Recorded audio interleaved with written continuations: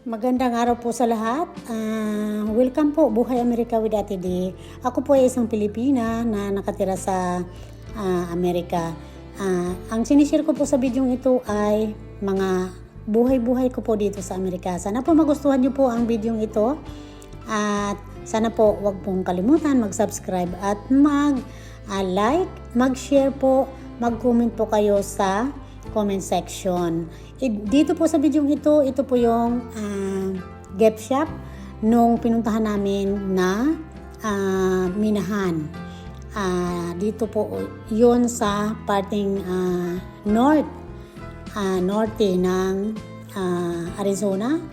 Bisbee po ang tawag ng bayan ng Bisbee. So dito po bago kami pumunta sa loob ng minahan, may gift shop po sila kasi siyempre doon po kayo kukuha ng mga ticket para makapasok kayo sa minahan. Ito po napakagandang mga bato. Kumbaga mga espesyal na bato na binibenta din po nila kung bibilhin nyo. May mga jade sila na mga bato.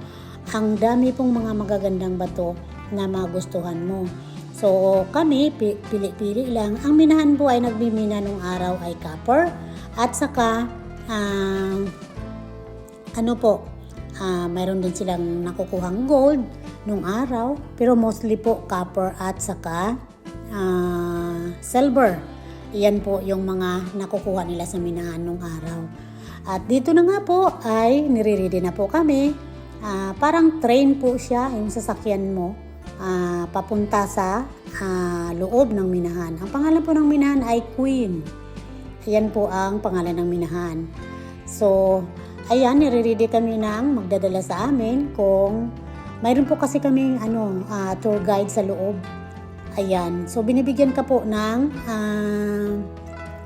helmet para po sa safety ng bawat isa. At saka bigyan din, mayroon din kaming ilaw na gagamitin namin sa loob.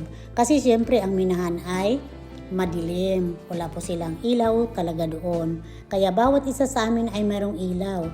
So dito po sa dinadaanan namin, papasok, ayan po, madilim po talaga at ilaw lang ang bawat isa sa amin ang nag-iilaw ng aming dadaanan.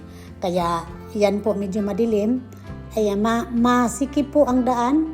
Kasyang-kasya lang po yung train na sinasakyan namin dito sa itong lugar na inanuhan namin.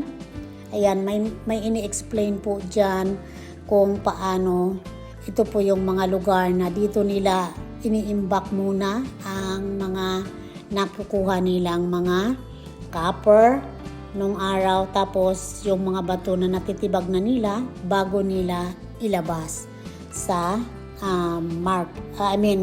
lugar na doon ihahamisin or pipiliin na ang natural na copper. So dito naman pagkalabas namin sa minahan at ito mayroon silang gift shop, so medyo tingin-tingin lang muna tayo ng mga magagandang mga bag. Ayan, magaganda pong mga bag nila. At saka syempre kung talagang gusto mong bumili, makakabili ka. Pero syempre ako naman hindi naman ako pili-pili lang talaga kasi syempre limited po ang ating pera. Kumbaga income, low income tayo kumbaga. So ayan, pili-pili lang. Tingin-tingin hanggang tingin na lang tayo Pagkatapos po doon sa minahan, may pumunta din po kami dito sa isang parang open siya na open minahan po siya.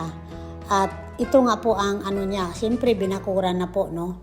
Parang attraction na lang sa bawat, parang turn out ng isang kung dadaan po kayo. Kaya may bakod po siya para sa safety ng mga pumupunta. At ito na nga po ang talagang proper town, bayan po ng Bisbee. Maliit na bayan, maganda, matahimik, malinis. Ayan po. Kahit po maulan, hindi po yan nakahadlang sa aming mga magkakaibigan. Hindi po yan nakahadlang sa amin para ay i-enjoy namin ang oras na makita ang beauty o kagandahan po ng isang maliit na historical town po ng Arizona.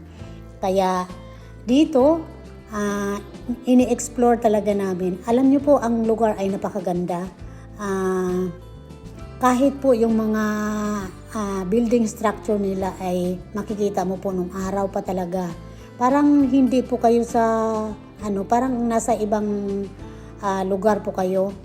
Kung baga ay, ibig ko po sabihin ay parang nasa Europe po kayo pag nakatingin. Ayan, so dito po ang museum. Museum po ito, dito ang aming pupuntahan. At ito po daw ang mga diploma ng araw, copper. Ayan, so di po ba napakaganda? Maraming salamat po sa panonood at magkita-kita po tayo sa susunod ko pang mga episode. Huwag pong kalimutan mag-subscribe. Maraming salamat. Bye-bye po.